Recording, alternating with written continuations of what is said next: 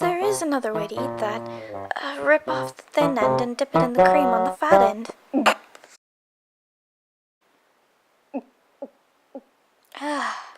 It figures you would know that, Miyuki-san. You're so smart. Oh, not really. After all, everyone has a different way of eating them.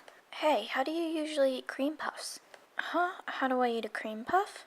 Well, that's easy. I split it in half horizontally like this and dip the top half into the cream on the bottom half.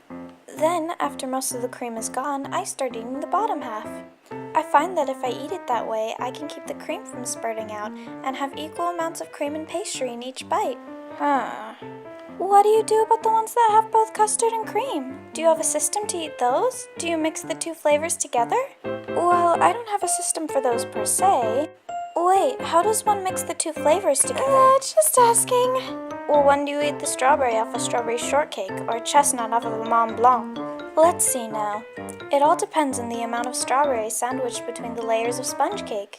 Between the strawberries, the whipped cream, and the sponge cake, I paste it so that I can have a bit of everything in each and every bite. So getting to the strawberry on top of the cake is always different for me. That's a solid move. When I eat it, I always save the strawberry on top for last. Sometimes I get so full that I can't eat it, and other times people in my family come and take it away from me. And that's why you should always eat your favorite part first. Come to think of it, I've never seen anyone take Kagami's strawberry away from her. That's Kagami for you. She's sharp. Oh, here's another one. Can you eat the last bite of an ice pop without dropping it?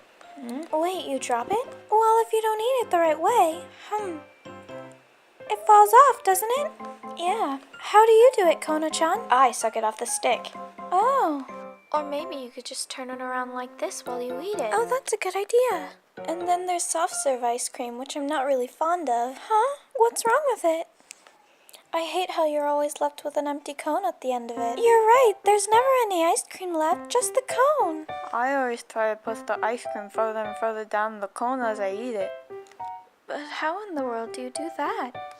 I do a push and shove thing. A push and shove thing? You try to balance everything out, don't you?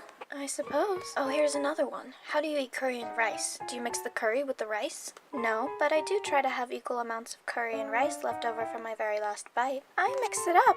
How do you do it, Kona-chan? It all depends on the curry. If I put some sauce on top or drop a raw egg on top, then I mix it up. You put sauce on curry? Yeah, it's tasty. Do you put sauce on fried eggs too? Yeah, I use soy sauce for those. Oh, you see, when I cook those, I use mayonnaise. Mayonnaise on fried eggs, but not on hard-boiled eggs? You know, mayonnaise is good with pretty much every egg dish. You put it on curry too? I put mayo on white rice and on beef bowls. It goes good with that sweet broth. Ooh, and on parent child bowls too. You know how the chicken's the parent and the egg's the child, and how mayonnaise is made from eggs too? I just put a little blob of it on top, and I call that the relative bowl.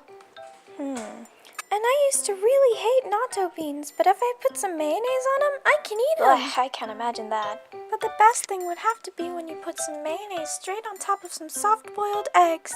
Even the fried eggs are half-cooked at my house. Really? Yep, that's just how my dad likes his eggs. I guess it's because he always liked to suck on the yolk, and if you cook the egg too long, then the yolk gets too hard, and my dad can't suck the yolk out. So, how do you eat chicken skewers? What do you mean, how? Do you eat it right off the skewer, or do you pull it off with chopsticks? Let me see. When I'm alone, I'll eat it off the skewer, but when I'm in public or with company, I'll use chopsticks to pull it off. Yeah, and don't you feel weird when there's only one piece on the plate? Yeah, the last bite surely makes things awkward at the table. And it gets later and later and nobody eats it. It gets all dry and stale and it's not looking so tasty and no one really wants to eat it, but no one really wants to say anything either, and then the waiter comes to take the plate and you're like, whoa, we're still eating that! In the end, we all go home without eating that last bite. Oh, that's such a waste. I feel sorry for it. Oh, at a Korean barbecue, I feel sorry for the meat that's left on the grill that turns to charcoal. Well, at a Korean barbecue, you're always eating and chatting at the same time, so you get a little distracted. And when you're grilling beef tongue with green onions, that cooks real fast. Oh, you're so right. By the time you go to flip it over, it's already cooked all the way through.